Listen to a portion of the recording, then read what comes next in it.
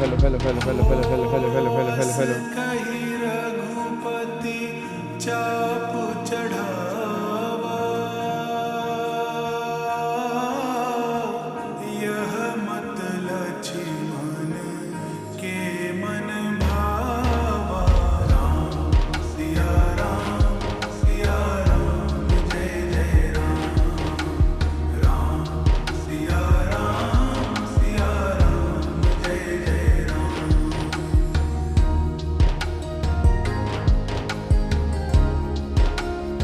Very good afternoon जी, very good afternoon. की हाल चाल? बढ़िया हो सारे? मस्त मौज बहार, जिंदगी बढ़िया चल रही है सबकी? चलो जी, बहुत बढ़िया जी। हाँ जी। Very good afternoon, good afternoon, good afternoon, very good afternoon जी। सर 1500 चाइल्ड एजुकेशन के चाइल्ड एजुकेशन दिया हो तो ही माइनस होते हैं? 1500 कौन सी लिमिट है जी? 1500 रुपए की कौन सी लिमिट है यार?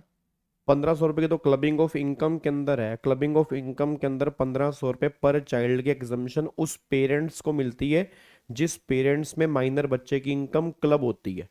वो भी नॉर्मल स्कीम वाले केस में है, डिफॉल्ट स्कीम वाले केस में नहीं है। और सैलरी में जो एजुकेशन की लिमिट है वो 1000 रुपए की है। 1000 रुपए पर मंथ पर चाइल्ड, और अनलिमिटेड चाइल्ड तक एग्जामेशन मिलती है। सर प्री एग्जाम मैराथन में कुछ टॉप क्वेश्चन करवा देना। टॉप क्वेश्चन चलो देख लूंगा, मतलब प्लान कर लूंगा कुछ उसमें। गिने चुने जो इंपॉर्टेंट क्वेश्चंस होंगे वो एक दिन एग्जाम से पहले वो क्वेश्चंस मैं तुम्हें करवा दूंगा, ठीक है जी? चलो। अब सुनो ध्यान से जी। अब यहाँ पे आज वाली क्लास में ना, आज वाली क्लास में हमें दो तीन क्वेश्चन प्रैक्टिस करने हैं। एक तो स्लम सेल वाला मैंने कहा था क्वेश्चन करवा दूंगा, जो इस बार के एग्जाम में मुझे उम्मीद है स्लम सेल वाला क्वेश्चन इस बार के एग्जाम में तुम्हें देखने को बन सकता है। दूसरा, फिर एक बच्चे का डाउट था सर आरएफए वाला, जो अमेंडमेंट वाला क्वेश्चन था कि आरएफए के अंदर भी इंडेक्सेशन होती है, तो वो इंडेक्सेशन वाला क्वेश्चन कैसे बनता है वो करवा दूंगा। फिर एक बायबैक वाला क्वेश्चन, बच्चे का डाउट था सर बायबैक वाला क्वेश्चन, क्योंकि मुझे उम्मीद है इस बार के एग्जाम में बायबैक वाला क्वेश्चन भी बन सकता है, तो बायबैक वाला क्वेश्चन कैसे बनेगा। फिर जो अनएग्जॉस्टेड एग्जम्पशन लिमिट होती है या रिबेट वाला पॉइंट होता है, वो क्वेश्चन किस तरह से बनेगा वो भी आज वाली क्लास के अंदर हम देख लेंगे। तो बोला सिंपल सी बात ये निकल के आ रही है कि मैंने ये चार कैटेगरी हैं जो आज वाली क्लास में डिस्कस करनी है। एक तो स्लम सेल वाला क्वेश्चन, एक आपका बायबैक वाला क्वेश्चन हो गया, एक आपका अपना अनएग्जॉस्टेड एग्जम्पशन लिमिट और रिबेट वाला क्वेश्चन हो गया, और फिर आपका एक क्वेश्चन जो यहाँ पे निकल के आ रहा है वो आरएफए की इंडेक्सेशन वाला क्वेश्चन निकल के आ रहा है जी। ठीक है जी। चलो इधर देखो ध्यान से। सर इंपॉर्टेंट दे दो पहले ताकि वो क्वेश्चन अच्छे से प्रैक्टिस कर लें, क्वेश्चन अच्छे से प्रैक्टिस कर लें। देखो ऐसे कुछ इंपॉर्टेंट क्वेश्चन नहीं है, जो आपको मैंने बुक दे रखी है उस बुक में जितने भी क्वेश्चन दिए हो वो सारे आपको करने जरूरी हैं, ठीक है ना? मतलब बुक वाले क्वेश्चन करने बहुत इंपॉर्टेंट है जो आपको मैंने बुक दे रखी है जी। ठीक है। चलो अब एक बार पहले फटाफट से यहाँ पे आ जाओ जी। इधर देखो ध्यान से। अब यहाँ पे ना एक बार चेक करना वन बाय वन। एक तो यहाँ पर ये देखो जी, एक तो ये वाला क्वेश्चन जो स्लम सेल वाला है जी, ठीक है। एक तो ये वाला क्वेश्चन है स्लम सेल वाला। ये मुझे उम्मीद है इस बार के एग्जाम में तुम्हें देखने को मिलेगा जी। मुझे उम्मीद है इस बार के एग्जाम में तुम्हें स्लम सेल वाला क्वेश्चन देखने को कंफर्म मिल जाएगा। और एक क्वेश्चन जो मिला कम से कम 5 नंबर का तुम्हारे एग्जाम के अंदर आएगा ही आएगा। तो वैसे तो हर बार क्वेश्चन बनता है 50C वाला, ठीक है, बट काफी टाइम हो गया स्लम सेल वाला क्वेश्चन बना नहीं है, ठीक है ना? इसलिए स्लम सेल वाला क्वेश्चन इस बार के एग्जाम के लिए मुझे इंपॉर्टेंट लग रहा है, तो क्वेश्चन बिल्कुल ध्यान से पढ़ना चाहिए, ठीक है। आओ जी एक बार फटाफट से क्वेश्चन चेक करते हैं कि स्लम सेल वाला क्वेश्चन क्या है। वो कह रहा है मिस्टर ए, ध्यान से पढ़ना, mister A is a proprietor of Akash enterprises. Mister A एक प्रोप्राइटर है आकाश एंटरप्राइजेस, हैविंग 2 यूनिट्स, उसके 2 यूनिट्स हैं जी, ठीक है। ही ट्रांसफर ऑन 1 अप्रैल 2024, और इस यूनिट 1, उसने अपनी यूनिट 1 जो है वो ट्रांसफर कर दी है 1 अप्रैल 2024 को, by way of slump sale for a total consideration 25 lakh रुपए। उसकी फेयर मार्केट वैल्यू जो है 1 अप्रैल 24 को वो 30 लाख रुपए है। मेरा पूरी क्लास से क्वेश्चन है, सेल प्राइस 25 लाख रुपए, एफएमबी 30 लाख रुपए है, तो सेल कंसिडरेशन क्या बनेगा, 25 लाख बनेगा या 30 लाख बनेगा जी?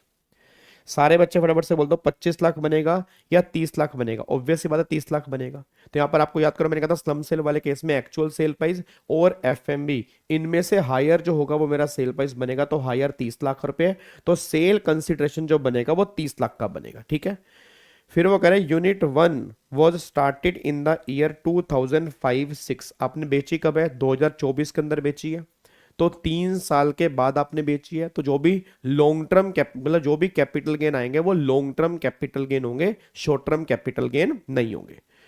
कह रहे expenditure incurred for this transfer was 28,000, expenditure on transfer 28,000 के दे रखे हैं, और बैलेंस शीट आपको दे रखी है 31 मार्च 2024 की एज अंडर, एज अंडर।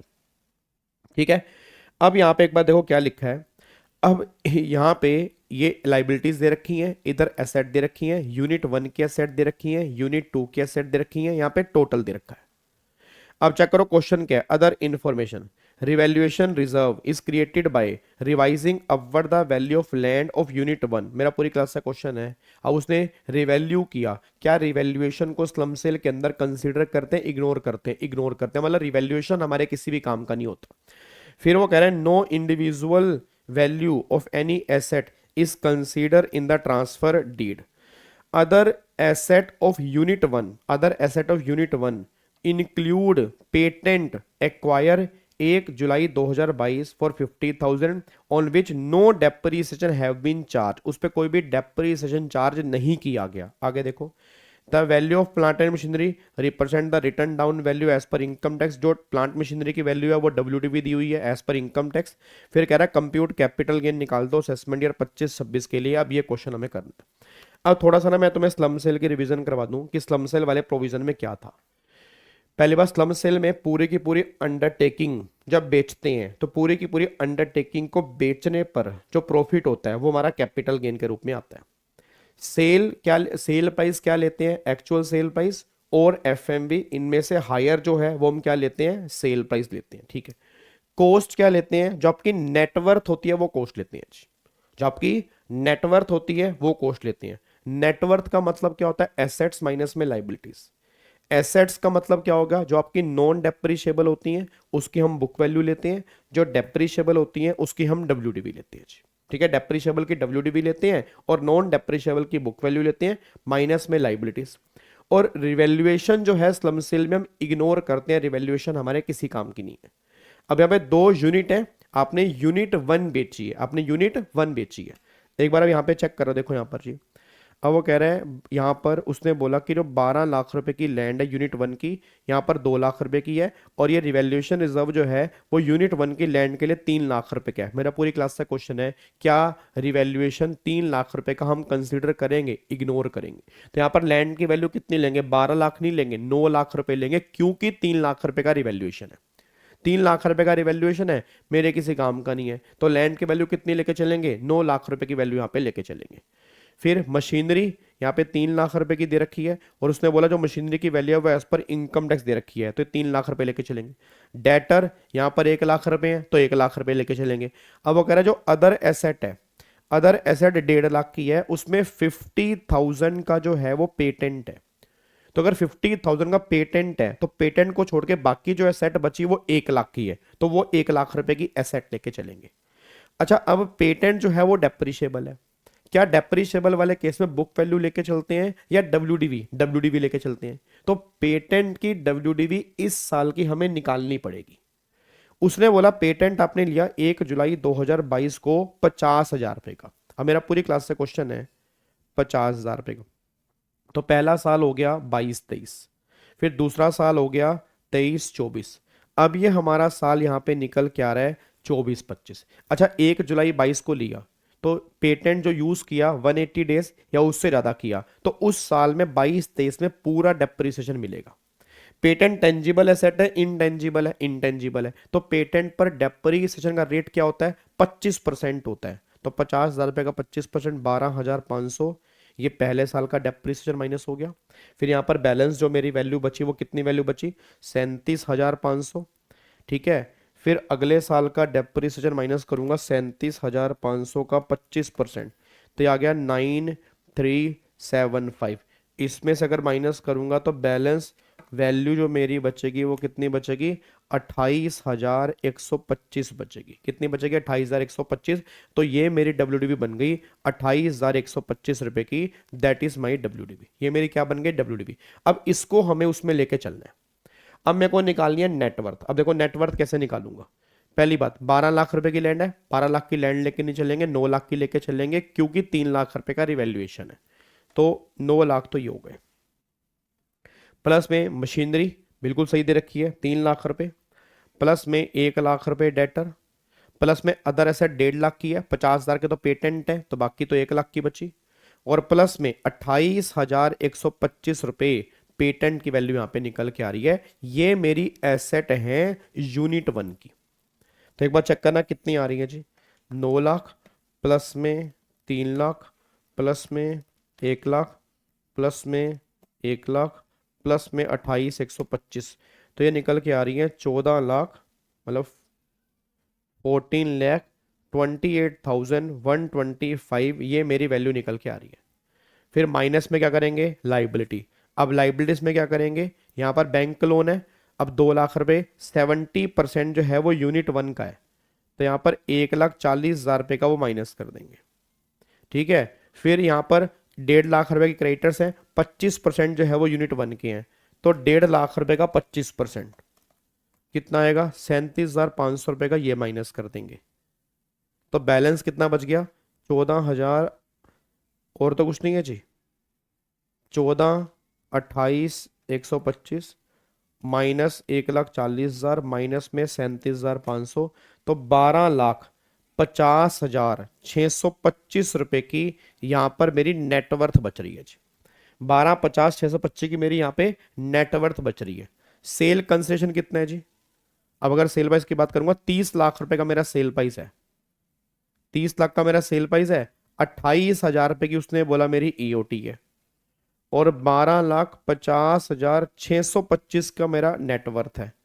तो बैलेंस आ गया 30 लाख माइनस में 28,000 माइनस में 12,50,625, तो बैलेंस आ गया 17,21,375 जी। 17,21,375 रुपए का मेरा लॉन्ग टर्म कैपिटल गेन आ गया। ये क्वेश्चन हमारा स्लम सेल वाला है, जो इस बार के एग्जाम में तुम्हें देखने को मिल सकता है जी। थोड़ी बहुत फिगर ऊपर नीचे कर सकते हैं, और जो मैं बोल रहा हूं कि इस बार के एग्जाम में तुम्हें देखने को मिल सकता है, तो मतलब मिल सकता है, ठीक है ना। अब देखने के बाद एकदम शौक मत हो जाना कि भाई साहब ये क्वेश्चन कहां से आ गया। जितने बच्चे भी इस टाइम लाइव बैठे हैं वो इस बात को अप्रिशिएट करेंगे कि हमने क्वेश्चन किया था, क्योंकि मुझे लग रहा है इस बार स्लम सेल में से क्वेश्चन बनना चाहिए। थोड़ी बहुत फिगर ऊपर नीचे हो सकती है, बट क्वेश्चन जो होगा वो इसी तरह का हो सकता है कि वो बोले यूनिट 1 की जगह यूनिट 2 आपने बेची है, बट कैलकुलेशन पैटर्न जो होगा वो सेम होगा। भाई सेल प्राइस में से आपको नेटवर्थ माइनस करनी है, कैपिटल गेन निकालना है, accordingly long term short term वो डिपेंड करता है कि अंडरटेकिंग कब बनी है और अंडरटेकिंग कब बेची है जी। डन जी। सर 28,000 रुपये ईओटी कहाँ पे दिया, आप चेक करो ऊपर दिया 28,000 रुपये का ईओटी, ये दिया हुआ जी। आपने एक्सपेंडिचर और ट्रांसफर जो किए हैं वो 28,000 रुपये का यहाँ पर ये आपका ईओटी दिया हुआ है जी। 3 साल का करेंगे 22 23 23 ना 24 25 में तो आपने बेच ही दिया। आपने 1/4/24 को तो बेच दिया भाई, 1/4/24 को आपने बेच दिया, तो 24 25 का डेप्रिसिएशन क्यों आएगा। जब आपने 1/4/24 को ही बेच दिया, यहाँ 1/4/25 को अगर बेचा होता तब 24 25 का डेप्रिसिएशन आता ना। 24 25 तो पूरा साल ही नहीं हुआ, साल के पहले दिन ही आपने बेच दिया, तो डेप्रिसिएशन का तो मतलब ही नहीं है जी।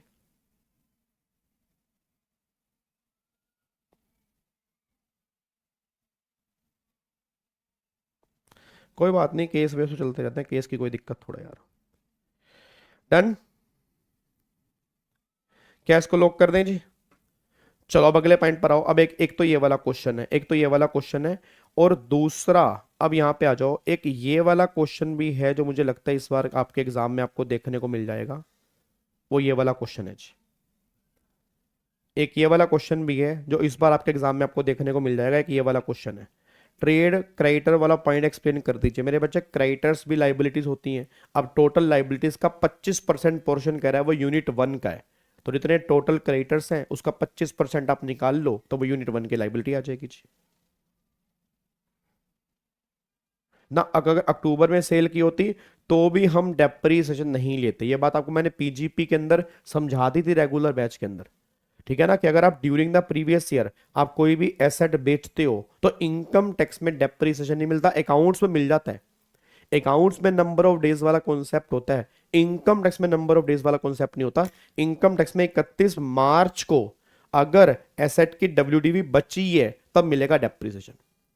अगर आप ड्यूरिंग द ईयर कोई एसेट बेच रहे हो तो आपने चाहे 100 दिन यूज किया हो तो भी इनकम टैक्स में आप डेप्रीसिएशन क्लेम नहीं कर सकते जी। ठीक है जी, चलो अब एक बार फटाफट से यहां पे आओ। देखो जी, यहां पर इलस्ट्रेशन नंबर 13 यहां पर क्या है, कह रहा है calculate the income tax liability for assessment year 25-26 in the following cases. Mister A age 45 साल, मिसिस बी एज 62 साल, मिस्टर सी एज 81 ईयर और मिस्टर डी की एज जो है वो 82 साल की है। तो क्वेश्चन बहुत ध्यान से पढ़ना, क्वेश्चन क्या है वो कह रहा है यहां पर। पहली बात तो status non resident, non resident, resident, non resident. अब जब तुम ये क्वेश्चन पढ़ते हो, जब तुम ये क्वेश्चन पढ़ते हो तो दिमाग में ना कुछ बातें क्लियर कर लेना, क्योंकि हो सकता है, मैं फिर कह रहा हूं, ये क्वेश्चन तुम्हें एग्जाम में देखने को मिल जाए। तो कुछ बातें दिमाग में क्लियर करके चलना। पहली बात तो जहां जहां नॉन रेजिडेंट लिखा है वहां वहां पहली बात आपको रिबेट नहीं देनी है, क्योंकि रेजिडेंट को रिबेट मिलती है, नॉन रेजिडेंट को रिबेट नहीं मिलती है। तो जहां जहां नॉन रेजिडेंट लिखा है वहां पे रिबेट नहीं देनी है। दूसरी बात, जहां जहां नॉन रेजिडेंट लिखा है वहां जो बैलेंस एग्जम्पशन लिमिट है उसको भी आपने यूज नहीं करना है। मतलब पहली बात तो रिबेट नहीं देनी है, दूसरी बात जो अनएग्जॉस्टेड एग्जम्पशन लिमिट है, अनएग्जॉस्टेड एग्जम्पशन लिमिट उसको भी यूज नहीं कर सकते नॉन रेजिडेंट वाले केस में। रेजिडेंट वाले केस में कर सकते हो, एनआर वाले केस में नहीं कर सकते। तो पहली बात यहां पे रिबेट नहीं देनी है, दूसरी बात बैलेंस एग्जम्पशन लिमिट जो है वो यहां पे यूज नहीं करनी है। ठीक है, ये बातें दिमाग में लेके चलनी है। ठीक है, तीसरी बात एनआर वाले केस में एज हमें चेक नहीं करनी है। रेजिडेंट वाले केस में ओल्ड स्कीम में 3 और 5 लाख की लिमिट मिलती है, एनआर के हर केस में 2.5 लाख की लिमिट मिलती है। तो कुछ बातें मैंने पहले क्लियर कर दी ताकि तुम्हें बाद में कंफ्यूजन ना हो। अब यहां पे चेक करो, तो उसने बोला total income other than long term capital gain. Total income other than long term capital gain मतलब यहां पे वो नॉर्मल इनकम की बात कर रहा है। किसकी बात कर रहा है? Normal income. कितनी है? 2,40,000, 3,10,000, 5,90,000, 4,80,000। ठीक है, ये आपकी टोटल इनकम है other than long term capital gain. उसके बाद यहां पे लॉन्ग टर्म कैपिटल गेन, यहां पे लॉन्ग टर्म कैपिटल गेन दे रखा है assume transfer took place before 23 जुलाई 24, मतलब 23 जुलाई 24 से पहले ट्रांसफर किया उसने, ये मान रखा है। तो मतलब यहां पर कैपिटल गेन जो है लॉन्ग टर्म कैपिटल गेन पे 20% टैक्स एप्लीकेबल होगा अगर वो 112 वाला है, और अगर वो 112A वाला है तो यहां पर आपका 10% रेट एप्लीकेबल होगा 1,25,000 के बाद। मतलब 112 वाले केस में तो 20% रेट लगेगा क्योंकि 23 जुलाई 24 से पहले ट्रांसफर है, और 112A वाले केस में 10% रेट एप्लीकेबल होगा 1,25,000 के बाद। बस ये पर ध्यान देना चाहिए अगर 23 जुलाई 24 से पहले का ट्रांसफर है और उसने बता दिया कि ट्रांसफर कब का है। ठीक है जी, अब चेक कर लो गेन क्या क्या है जी। यहां पर वो बोल रहे हैं 85,000 के आपके गेन है सेल ऑफ वेकेंट साइट। तो सेल ऑफ वेकेंट साइट का मतलब लॉन्ग टर्म गेन 112। 10,000 पे गए from the sale of listed equity share, STD पे आपने किया परचेज एंड सेल पर, ये आपके 112A वाले हैं। 60,000 रुपए के from sale of agriculture land in rural area. तो भैया ये तो कैपिटल एसेट ही नहीं है, कैपिटल एसेट नहीं है तो कैपिटल गेन भी एग्जम्प्ट होगा, इस पे कोई टैक्सेबिलिटी नहीं होगा। और इसके कोई भी लॉन्ग टर्म कैपिटल गेन है ही नहीं है, इसके कोई भी लॉन्ग टर्म कैपिटल गेन यहां पे नहीं है। ठीक है जी, अब यहां पे एक बार चेक करना जी, इधर देखो ध्यान से, इधर देखो। अब यहां पे सबसे पहला वो कह रहा है डिफॉल्ट टैक्स रिजिम जी। ठीक है जी, पहला वो यहां पे कह रहा है डिफॉल्ट टैक्स रिजिम। अब एक बार चेक करो डिफॉल्ट टैक्स रिजिम में उसने क्या बोला जी, एक बार चेक करो डिफॉल्ट टैक्स रिजिम में क्या बोला है। देखो बेसिक एग्जम्पशन लिमिट पहली बार सब में 3 लाख है जी। ध्यान से पढ़ना, क्वेश्चन देख लो ध्यान से, क्योंकि डिफॉल्ट का समझाऊंगा, नॉर्मल का फिर तुम्हें अपने आप करना है। डिफॉल्ट का समझा दूंगा, नॉर्मल का फिर तुम्हें अपने आप करना है जी। बेसिक एग्जम्पशन लिमिट हर केस में 3 लाख है, हर केस में कितनी आ गई? 3 लाख आ गई। अच्छा, asset sold, vacant site listed share, rural agriculture land, यहाँ पे आपने कुछ बेचा नहीं। लॉन्ग टर्म कैपिटल गेन, अब देखो लॉन्ग टर्म कैपिटल गेन यहाँ पर कितने दे रखे हैं 85,000, तो 85,000 का 20%। अच्छा यहाँ पर तुम्हारी इनकम कितनी है, इनकम तुम्हारी है 2,40,000 रुपए की इनकम आ रही है, नॉन रेजिडेंट है, ठीक है। तो नॉन रेजिडेंट हो या रेजिडेंट हो, आपकी डिफॉल्ट स्कीम में 3 लाख की लिमिट है। तो देखो जी 240 तो पूरे एग्जाम्प्ट हो गए, टैक्स 240 तो एग्जाम्प्ट हो गए। अब बच्चा कह रहा है sir balance exemption limit use होगी, नहीं होगी, मैंने क्या बोला नॉन रेजिडेंट है, तो 240 पे तो नील। अब सिर्फ 85,000 रुपए का जो लॉन्ग टर्म गेन है वहां 20%, देखो 17,000 पे आ गया, ठीक है 17,000 पे आ गया। अब 17,000 में जो है इसमें कुछ रिबेट इसमें से माइनस होगी नहीं जी, 17,000 प्लस में 4% से 17,680 आपका ये निकल के आ गया जी, ठीक है जी। उसके बाद अगले पॉइंट जी, अब यहां पे देखो 3,10,000 है, ठीक है, यहाँ पे 3,10,000 है। अब यहाँ पे 3,10,000 पे देखो, यहाँ पे पहली बात तो लॉन्ग टर्म कैपिटल गेन पे यहाँ पर नील, क्योंकि 1,25,000 तो एग्जाम्प्ट ही है, 1,25,000 तो एग्जाम्प्ट ही है ना, देखो यहाँ पर 1,25 तो एग्जाम्प्ट ही है, ठीक है। अब यहाँ पे कौन सा केस है, वो नॉन रेजिडेंट है, अगेन एग्जाम्पशन लिमिट यूज नहीं होनी, सिर्फ 10,000 पे 505% जो है 500 रुपए का टैक्स लगेगा, 4% से 520 रुपए आ गया जी। अच्छा अगले वाला केस जो है वो रेजिडेंट का है, यहाँ पे रेजिडेंट है, ध्यान रखना यहाँ पे रेजिडेंट है। रूरल एग्रीकल्चर लैंड ये तो कैपिटल सेट ही नहीं है, तो एग्जाम्प्ट हो गया। अब यहाँ पे अगर आप चेक करोगे इनकम कितनी है, 5,90,000 की लिमिट है, 5,90,000, तो पहले 3 लाख तो एग्जाम्प्ट है, अगले 2,90,000 पे 5% और उतने की ही रिबेट मिल जाएगी, क्योंकि इनकम 7 लाख तक है, बात समझ रहे हो? इतने की रिबेट मिल जाएगी, इनकम 7 लाख तक है, तो उसको यहां से हटा दो जी, यहाँ पे जो टैक्स बना उतने की रिबेट मिल गई, आंसर आ गया नील यहाँ पे जी, ठीक है। उसके बाद यहाँ पे नॉन रेजिडेंट है, यहाँ पे देखो अदर इनकम कितनी है 480, अगेन ना रिबेट ना एग्जाम्पशन लिमिट यूज होनी है जी। अब 480 पे आप नॉर्मल टैक्स निकालोगे और 4% सेस, कोई रिबेट आपको यहाँ पर मिलेगी नहीं जी, ठीक है। एनआर वाले केस में लिमिट यूज नहीं कर सकते, एनआर वाले केस में लिमिट यूज नहीं कर सकते, बस ये बात ध्यान दो जी, ठीक है जी। चलो आप एक बार ये वाला क्वेश्चन करो, मैं 2 मिनट में आ रहा हूं जी, एक बार आप ये वाला क्वेश्चन करो, मैं 2 मिनट में आ रहा हूं।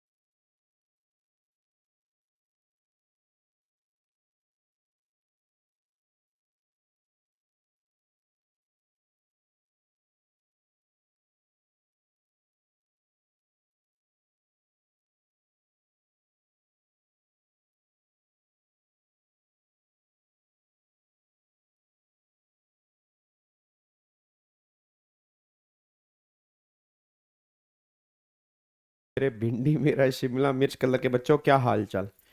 अच्छा आज हमारा आफ्टरनून वाला सेशन बीच में ही बंद हो गया था, ठीक है, पता नहीं वाईफाई के अंदर क्या प्रॉब्लम आ गई, मैं 2 मिनट के लिए किसी काम से गया तो वापस आया तो वाईफाई नहीं आ रहा था। फिर काफ़ी सारे बच्चे लिख रहे थे कि सेशन रुक गया, सेशन रुक गया, तो उसके अंदर 2-3 क्वेश्चन हमने डिस्कस करने थे। आई थिंक स्लम सेल वाला क्वेश्चन हो गया था ना, स्लम सेल वाला क्वेश्चन सुबह वाले सेशन में, जिनको नहीं पता, सुबह मैंने एक सेशन लिया था जिसके अंदर हमने स्लम सेल वाला क्वेश्चन किया था, नहीं पता तो एक बार स्लम सेल वाला क्वेश्चन देख लेना। फिर स्लम सेल के अंदर फिर मैंने कहा था कि ये क्वेश्चन है कैपिटल गेन का जो बहुत इंपॉर्टेंट है, इसका एक पार्ट तो मैंने समझा दिया था, एक पार्ट मैंने नॉर्मल स्कीम वाला कहा था कि नॉर्मल स्कीम वाला आप 2 मिनट ट्राई करो, फिर मैं आ रहा हूं, फिर मैं आया नहीं, वाईफाई चला गया तो क्लास बीच में बंद हो गई। तो एक तो ये वाला पार्ट डिस्कस कर लेते हैं। उसके बाद बायबैक वाला क्वेश्चन, बच्चे कह रहे थे बायबैक वाला क्वेश्चन, तो बायबैक वाला क्वेश्चन भी डिस्कस कर लेते हैं।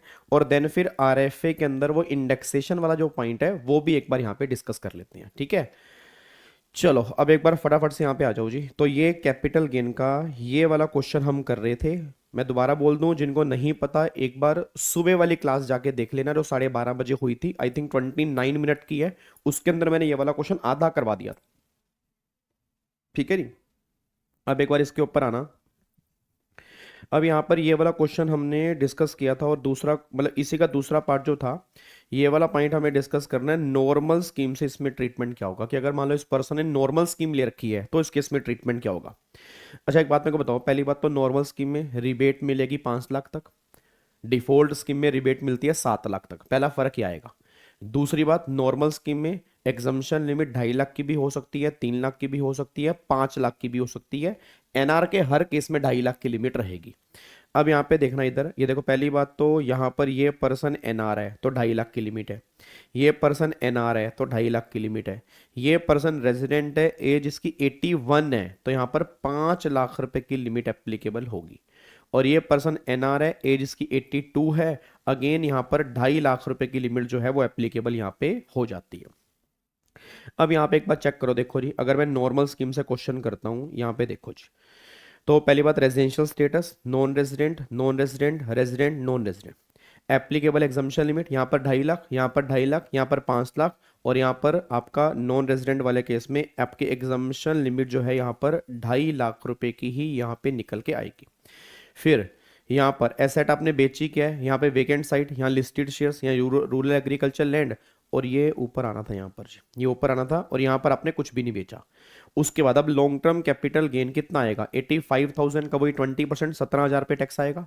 10,000 पे तो एग्जाम्प्ट है क्योंकि 125 तक long term capital gain 112A वाला जो होता है वो एग्जाम्प्ट होता है। फिर 60,000 पे एग्जाम्प्ट है क्योंकि रूरल एग्रीकल्चर लैंड है और यहाँ पर कोई एसेट थी नहीं।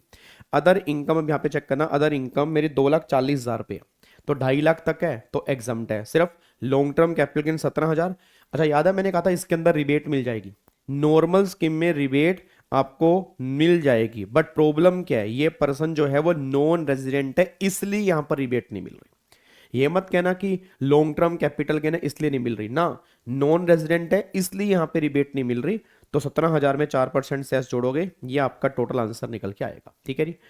अगला पॉइंट फिर वहां पर निकल के आ रहा है, यहां पर इनकम कितनी है, 3,10,000 पे, अब 2.5 लाख एग्जाम्प्ट है तो 60,000, 60,000 रुपए का 5%, तो अगर आप चेक करोगे 3,000, 3,000 में 4% सेस, 3,120 रुपए टैक्स आएगा। अगेन रिबेट यहाँ पे नहीं मिलेगी क्योंकि ये नॉन रेजिडेंट है।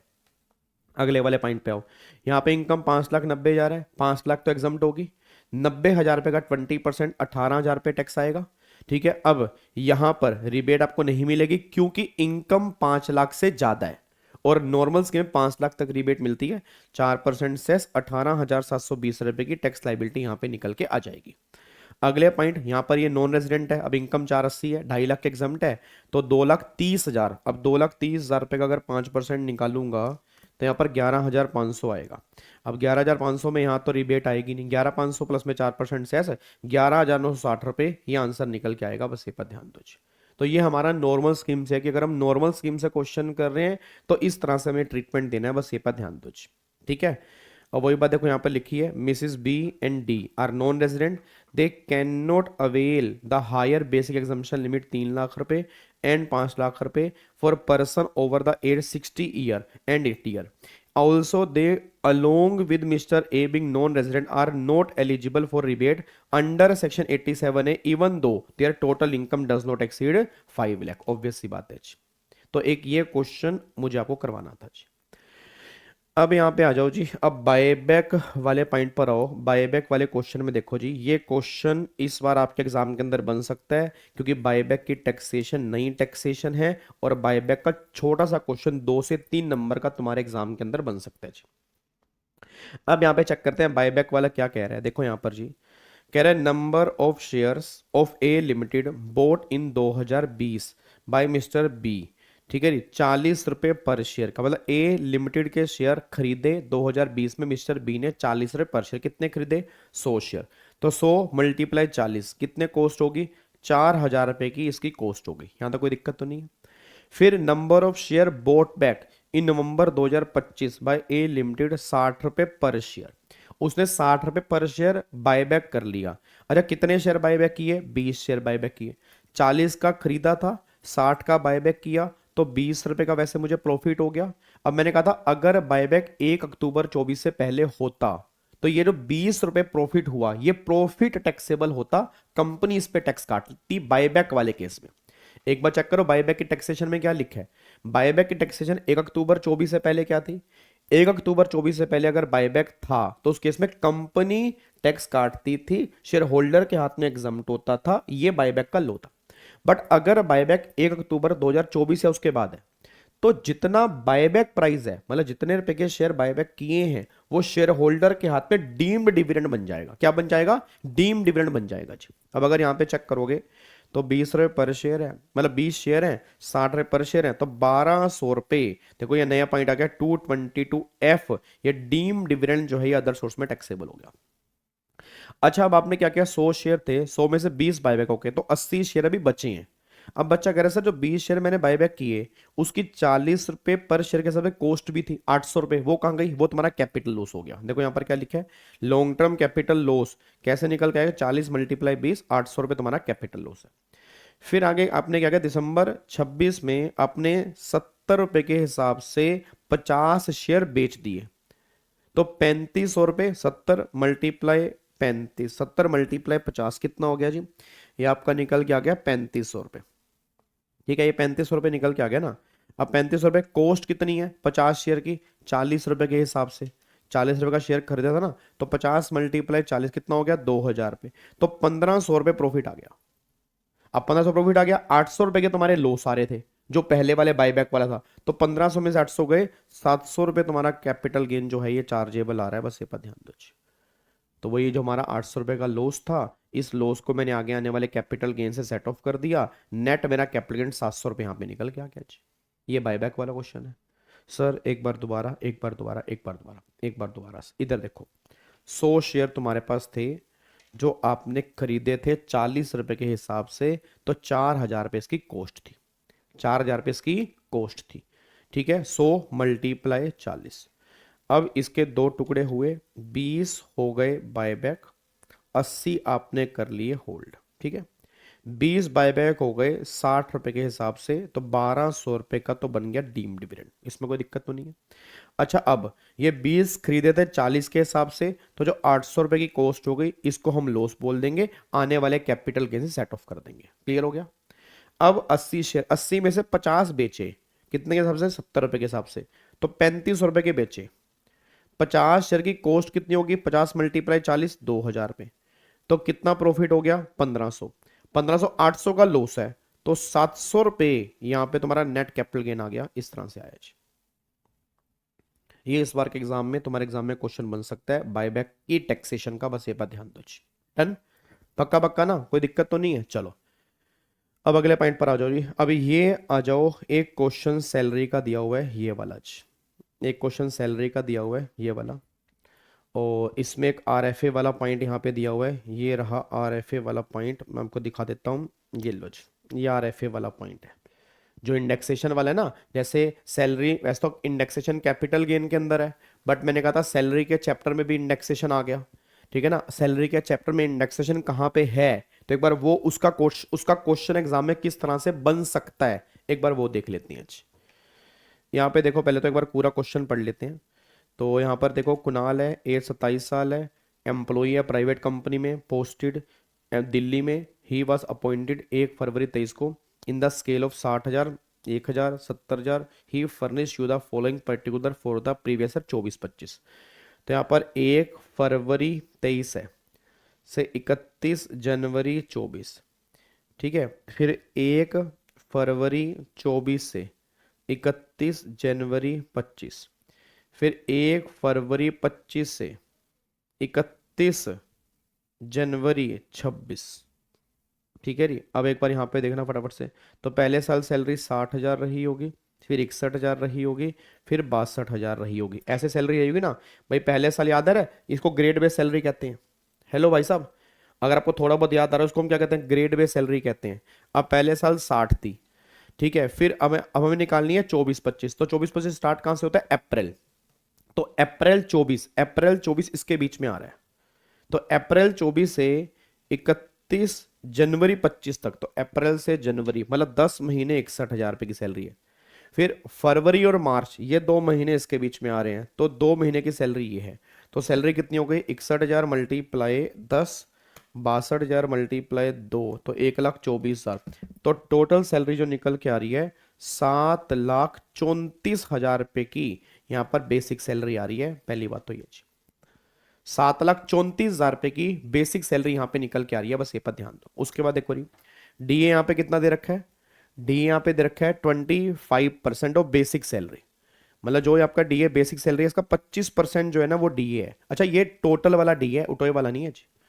फिर 60% डीए जो है वो आपका उठोए वाला है जी। 60% डीए जो है वो आपका उठोए वाला निकल के आ रहा है, मतलब नॉर्मल 25 है, 60% जो है वो उठोए वाला है। अच्छा, उठोए वाला डीए कब लेना होता है, एचआरए के अंदर लेना होता है जी। ठीक है, एचआरए के अंदर लेना होता है। दूसरा, आरएफए के अंदर भी जो डीए लेते हैं वो उठोए वाला लेते हैं जी। आगे देखो, bonus equal to 1 month salary, bonus equal to 1 month salary paid in November 2024। तो नवंबर 2024 में क्या सैलरी दी गई थी, नवंबर 2024 में सैलरी थी 61,000 रुपये, तो मतलब 61,000 रुपये का बोनस है। देखो, नवंबर इक्वल टू 1 मंथ सैलरी, कौन से महीने की salary, paid in November 2024 on basic salary applicable for that month. तो नवंबर 24 की अगर मैं चेक करूंगा, बेसिक सैलरी जो थी वो 61,000 रुपये थी, तो बोनस 61,000 रुपये है। लीव इन कैशमेंट 10,000 रुपये, भैया लीव इन कैशमेंट ड्यूरिंग जॉब मिल रहा है तो लीव इन कैशमेंट फुली टैक्सेबल है। याद है, रिटायरमेंट बेनिफिट अगर ड्यूरिंग जॉब मिलते हैं तो फुली टैक्सेबल होते हैं, 10,000 पूरे टैक्सेबल। फिर उसको he also receive a motor car. अब मोटर कार कब उसको मिली है, 1 दिसंबर 24 को। तो दिसंबर, जनवरी, फरवरी, मार्च, 4 महीने की हमें कैलकुलेशन करनी है। क्यूबिक कैपेसिटी कितनी है, एक्सीड 1.6 लीटर, मतलब बड़ी गाड़ी है, छोटी गाड़ी नहीं है, बड़ी गाड़ी है। अलोंग विद शोफर, ड्राइवर भी है, बोथ ऑफिशियल और पर्सनल। ठीक है, the motor car is owned by employer and all expenditure met by employer. तो भैया 2400 तो गाड़ी का, 900 रुपये ड्राइवर का और 4 महीने का निकालना है बस यहाँ पे जी। तो 2400 प्लस में 900 मल्टीप्लाई 4, तो 13,200 रुपये यहाँ पे गाड़ी का निकल के आ जाएगा जी। ठीक है, आगे देखो फिर, एम्प्लॉयर ने एम्प्लॉय को लोन दिया 2 लाख रुपए का 1 जून 24 को जी। कब दिया जी, 1 जून, तो मतलब अप्रैल और मई का इंटरेस्ट नहीं निकालना, जून से निकालना है। Which is repayable in equal quarterly instalment over 2 year. अब मतलब अप्रैल, यहाँ पे जून है ना, अप्रैल में जून, तो ये अपना हो गया क्वार्टरली पेमेंट करनी है हमें, और ओवर 2 ईयर। स्टार्टिंग कब से करनी है, 1 अक्टूबर से, तो स्टार्टिंग करनी है अक्टूबर से, तो जून, जुलाई, अगस्त, सितंबर, 4 महीने पूरे 2-2 लाख पे लगेगा। 4 महीने पूरे 2-2 लाख पे लगेगा। फिर 4 महीने के बाद जो हमें यहाँ पे इंटरेस्ट कैलकुलेट करना है वो 2 लाख पे कैलकुलेट नहीं करना जी। अब उस पे उसने बोला आपने क्वार्टरली इंस्टॉलमेंट करनी है 2 साल। 2 साल का मतलब 1 साल में 4 क्वार्टर, अगले साल में 4 क्वार्टर, तो टोटल कितने क्वार्टर हो गए, 8 क्वार्टर हो गए 2 साल में। तो 2 लाख डिवाइड बाय 8, 25,000 रुपये पर क्वार्टर की पेमेंट होगी जी। 25,000 पर क्वार्टर। एक बार दोबारा बता रहा हूं कैसे, 2 लाख का लोन है, वो कह रहा है क्वार्टरली इंस्टॉलमेंट पे करनी है, 2 साल में लोन उतारना है, तो 1 साल में 4 क्वार्टर, अगले साल में 4 क्वार्टर, कितने क्वार्टर हो गए 8, तो 2 लाख डिवाइड बाय 8, 25,000 रुपये पर क्वार्टर। स्टार्ट कब से हो रहा है, अक्टूबर से, तो अप्रैल मतलब यहाँ पे जून, जुलाई, अगस्त, सितंबर, 2-2 लाख रुपए पे इंटरेस्ट लगेगा। फिर अक्टूबर, नवंबर, दिसंबर 175 पे लगेगा। जनवरी, फरवरी, मार्च 1.5 लाख पे लगेगा जी। तो इस तरह से आपको दिखाऊंगा इंटरेस्ट। अब यहाँ पे एसबीआई का 9.5 है, तुमने जो रिकवर किया 5.5 है, तो बैलेंस बेनिफिट कितना हो गया, तो अगर आप चेक करोगे 4% पर एनम का बेनिफिट हो गया एम्प्लॉई को, जो एम्प्लॉई के हाथ में इंटरेस्ट टैक्सेबल है। याद है, ये वो वाला पॉइंट है इंटरेस्ट नो लोन वाला, कि अगर एम्प्लॉयर ने एम्प्लॉय को लोन दिया उस केस में ट्रीटमेंट क्या होगा जी। तो लोन दिया 2 लाख रुपए का, एसबीआई का रेट 9.5 है, चार्ज किया 5.5, तो 4% का बेनिफिट हो गया। और उसने बोला आपने लोन लिया जून, पेमेंट करनी स्टार्ट की अक्टूबर से, तो जून, जुलाई, अगस्त, सितंबर पूरे 2-2 लाख का इंटरेस्ट है। फिर क्वार्टरली पेमेंट की है, अब 2 लाख का लोन है, क्वार्टरली पेमेंट है, 2 साल में उतारना है, 1 साल में 4 क्वार्टर, दूसरे साल में 4 quarter, total 8 quarter, 2 lakh divide by 8, 25,000 रुपये पर क्वार्टर आपको उतार देना है जी। तो 2 लाख रुपए, फिर 175, फिर 1.5 लाख, इस बेस पे आपको इंटरेस्ट कैलकुलेशन करनी है, ये बात ध्यान देना चाहिए। आगे देखो फिर अगला पॉइंट क्या है, कह रहा है his employer gave him a rent free accommodation fully furnish in Delhi from 1 April 23 से दिया। This house is owned by the employer. ठीक है जी, perquisite value of such furnish rent free accommodation during previous year 23-24 was valued at 92,000, मतलब 23-24 की value 92,000 थी। पिछले साल का आरएफए निकाल के दिया हुआ है 92,000। Further the accommodation is continue to be provided by the employer to employ in previous 24-25, मतलब इस साल भी उसी एम्प्लॉय को ये घर दे रखा है। तो यहां पे अब वो पॉइंट आपका निकल के आएगा जी। अब आगे देखो जी, furniture and appliances provided with house were bought by employer at the aggregate cost 1.5 lakh रुपए on 1/23। Electricity and water bill 5,000 per month for the said house were paid by employer. अब कॉस्ट इन्फ्लेशन इंडेक्स आपको दे रखा है 23-24 का 348, 24-25 का 363। His colleagues gift A mobile phone worth ₹45,000 from their own contribution on account of his marriage. उसकी marriage पर उसके कलीग ने, तो एम्प्लॉयर तो है नहीं, कलीग ने गिफ्ट दिया मैरिज पर, तो मैरिज पर मिलने वाला गिफ्ट एग्जम्प्ट होता है, तो उसकी कोई भी टैक्सेबिलिटी नहीं होगी। आपको टैक्स निकालना है, ही वांट्स टू पे tax under default tax regime under 115 BSC। अब एक बार आपको दिखा देता हूं जी, यहाँ पे एक बार आना। देखो जी, सबसे पहला बेसिक सैलरी देखो 61,000 10, 62,000 2 महीने आ गया सेम। डीए 734 का पूरा 25%, इतने का आपका डीए आ गया टोटल वाला। फिर आगे देखो जी, बोनस पूरा का पूरा 61,000 का था, नवंबर के महीने की सैलरी के बराबर है। नवंबर के महीने की सैलरी कितनी है 61,000 पे, तो बोनस 61,000 में। लीव सैलरी 10,000 रिटायरमेंट वाली है, ठीक है, सॉरी रिटायरमेंट बेनिफिट है बट मिल ड्यूरिंग जॉब रही है तो पुली टैक्सेबल। फिर मोटर कार वाला देखो 13,200, भाई 2400 प्लस में 900 मल्टीप्लाई आप 4 महीने की कैलकुलेट करोगे क्योंकि दिसंबर से मिला है 13,200। फिर आरएफए, अब देखो आरएफए ध्यान देखना, आरएफए आरएफए के अंदर मतलब होता है सैलरी का मतलब बेसिक सैलरी 734 प्लस में डीए उटोए, तो डीए 183,500 का 60% उटोए वाला है, तो ये 110,100 प्लस में बोनस 61,000 प्लस में कमीशन है नहीं, प्लस में taxable portion of all allowances वो नहीं है, और प्लस में मैंने कहा था रिटायरमेंट बेनिफिट जो ड्यूरिंग जो मिल रहे हैं, अब वो कितना मिल रहा है 10,000 पे लीव सैलरी। इन सबको जोड़ने के बाद दिल्ली में घर है, ओन्ड है, तो 40 लाख से ऊपर पॉपुलेशन है, तो इसका 10% अगर आप निकालोगे तो आएगा 91,510। ये तो हो गया अनफर्निश्ड आरएफ, याद है अनफर्निश्ड आरएफ। अब इसके साथ में उसने फर्नीचर भी दी है। अब फर्नीचर दिया, याद करो वैल्यू ऑफ फर्नीचर 1.5 लाख का 10% पर एनम, तो 15,000 पे फर्नीचर, तो 15 और ये हो गया टोटल 106,502। इट मीन अगर अमेंडमेंट नहीं होती तो मैं आरएफए जो दिखा के आता वो इतना दिखा के आता। हाँ बोलो हाँ, अगर आप अमेंडमेंट नहीं पढ़ते नॉर्मल आरएफए निकालते आप इतना ही निकालते, बिल्कुल कोई दिक्कत तो नहीं है, आपने आरएफए निकाल दिया। बट अब गवर्नमेंट ने बोला ये जो वैल्यू निकल के आ रही है ये ज्यादा नहीं होगी, किससे, जो पिछले बार का आरएफए था उसको इंडेक्स करने के बाद आज कितनी वैल्यू आ रही है। तो 92,000 रुपये लास्ट टाइम का आरएफए था, डिवाइड बाय 348 मल्टीप्लाई 363, तो वैल्यू आ रही है 95,966 रुपए। तो 95,966 रुपए ये आपकी वैल्यू देखो यहां पर निकल के आएगी इस तरह से जी। देखो जी वही आपका देखो यहां पर 92,000 लास्ट ईयर की वैल्यू है, डिवाइड बाय 348 मल्टीप्लाई 363 इतनी। अब ये और वो लेस क्या आ रहा है, ये वैल्यू आ रही है जी। अब ये आरएफए आएगा, जबकि कायदे से आरएफए आना इतना चाहिए था। मैं दोबारा कह रहा हूं अमेंडमेंट आई है सर, अमेंडमेंट आई है, तो जिस बच्चे को अमेंडमेंट नहीं पता अमेंडमेंट सुन ले कान खोल के, वैसे तो आरएफए इतना आना चाहिए, बट अब गवर्नमेंट ये बात कह रही है कि अगर आपने एम्प्लॉय को 1 साल से ज्यादा घर दी है तो पिछले साल के आरएफए को इंडेक्सेशन करने के बाद जो वैल्यू आ रही है तो करंट ईयर का आरएफए उससे ऊपर नहीं हो सकता। मतलब मैक्सिमम आरएफए कितना होगा, जो पिछले साल का आरएफए है उसको इंडेक्स करने के बाद जो वैल्यू आ रही है मैक्सिमम उतना आरएफए ही होगा, बस ये पर ध्यान दो। ठीक है, उसके बाद देखो यहाँ पे जी, तो ये हमारा आरएफए है, और फिर वो इलेक्ट्रिसिटी वाला 5,000 पर मंथ एम्प्लॉयर ने दिया, ये तुम्हारे हाथ में। फिर मोबाइल फोन गिफ्ट मिला, मैरिज पर मिला, तो भैया सैलरी में तो वैसे भी टैक्सेबल नहीं है, अदर सोर्स के अंदर वैसे भी नहीं आएगा क्योंकि मैरिज पर मिलने वाला गिफ्ट है। ये ग्रोस सैलरी 75,000 की स्टैंडर्ड डिडक्शन मिलती है, ये आपका आ गया। अब यहाँ पे देखो लोन वाला केस, देखो लोन जून जुलाई, यहाँ पर अगर आप चेक करोगे अगस्त, इससे अगला महीना अगस्त भी है, सितंबर भी है, उसमें 2 लाख 2 लाख। फिर अक्टूबर नवंबर दिसंबर 175, फिर जनवरी फरवरी मार्च 150। अब ये कैसे निकालना इंटरेस्ट 667 रुपए, 2 लाख का 4% 1/12 ऐसे निकलेगा जी। 2 लाख का 4% डिवाइड बाय 12, तो देखो इतना ही आएगा 667, इतना ही आएगा जी। इस तरह से इंटरेस्ट का आंसर आएगा। तो ऊपर जो इंटरेस्ट देखोगे यहाँ पे इंटरेस्ट जो है टैक्सेबल निकाल रखा है, यहाँ पे कहाँ गया इंटरेस्ट टैक्सेबल, ये RFA है, बोनस है, इंटरेस्ट ऑन लोन कहाँ पर है मेरे दोस्तों? 5917 का इंटरेस्ट, ये राज, ये देखो, इंटरेस्ट ऑन लोन 5917 ये निकाल रखा है। और इसी तरह से निकाल रखा है जून जुलाई अगस्त सितंबर का 4 महीने का 2 लाख पे, अक्टूबर नवंबर दिसंबर 175, जनवरी फरवरी मार्च 150, क्योंकि 25,000 रुपए की हर क्वार्टर की पेमेंट है, अकॉर्डिंगली आपको निकालना है, बस ये पर ध्यान दो।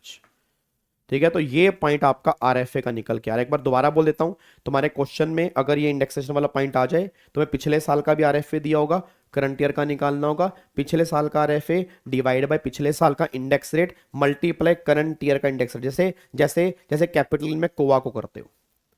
फिर जो इंडेक्सेशन के बाद आरएफए है वो, और जो करंट ईयर का नॉर्मल आरएफए है वो, इनमें से लेस वाला हमें पे करना है। ये बात तब होगी जब 2 साल का तुम्हें आरएफए मिल रहा होगा। अगर एक ही साल का मिल रहा है ना, फिर वहां पर अमेंडमेंट एप्लीकेबल नहीं है। अमेंडमेंट एप्लीकेबल ही तब है जब आरएफए तुम्हें 2 साल का मिल रहा होगा, बस ये पर ध्यान दो जी।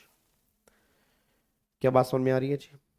पक्का पक्का इसको लोग कर सकते हैं, कोई दिक्कत तो नहीं है? चलो जी, बहुत बढ़िया, वेरी गुड वेरी गुड जी। ठीक है, तो अब इसको पैक करने जा रहे हैं जी यहाँ पे। ठीक है, तो ये हमारा क्वेश्चन था आरएफए वाला। अब बायबैक वाला क्वेश्चन भी हो गया, आरएफए वाला भी हो गया, स्लम सेल वाला भी हो गया, और आपका वो भी अनएग्जॉस्टेड एग्जम्पशन लिमिट वाला भी क्वेश्चन हो गया। मैं फिर कह रहा हूं, इन चारों में से एक क्वेश्चन कंफर्म तुम्हारे एग्जाम के अंदर आएगा। कंफर्म, कंफर्म मतलब कंफर्म 100%, ये बात मान के चलना जी। क्या बात समझ में आ रही है जी? पक्का पक्का, कोई दिक्कत वाली बात तो नहीं है? चलो, तो इसको फटाफट से क्वेश्चन सॉल्व कर लो, फिर कल हम मिलेंगे दोबारा से। कल हम क्या करेंगे, कल हम क्या करेंगे, कल हम क्या करेंगे, कल कल कल कल कल हम क्या करेंगे, चलो देखता हूँ कल हम क्या करेंगे। कल कुछ बढ़िया सा ही करेंगे। फिर उसके बाद अपना 20 तारीख को मेरी क्लास होगी अल्टीमेट सीए वाले चैनल के ऊपर लाइव, वो आप सीएस वाले बच्चे भी देख सकते हैं। ठीक है, उसके बाद जो भी क्लासेस होंगी वो अल्टीमेट सीए वाले चैनल पे लाइव होंगी। जब सीएस एग्जीक्यूटिव का पेपर होगा उससे एक दिन पहले मैं लाइव आऊंगा, उसमें कुछ इंपॉर्टेंट क्वेश्चंस करवा दूंगा, कुछ इंपॉर्टेंट पॉइंट्स बता दूंगा, ताकि तुम एग्जाम में गलती ना करके आओ। सेम सीए के टेक्स्ट के एग्जाम से पहले भी एक बार मैं लाइव आऊंगा, उनको भी कुछ इंपॉर्टेंट पॉइंट्स बताऊंगा और कुछ इंपॉर्टेंट क्वेश्चंस बताऊंगा जो उनके एग्जाम में एप्लीकेबल है। ठीक है, चलो ओके री, बाय बाय, टाटा, थैंक यू सो मच, जय हिंद, गॉड ब्लेस यू, जय हिंद जी, थैंक यू सो मच।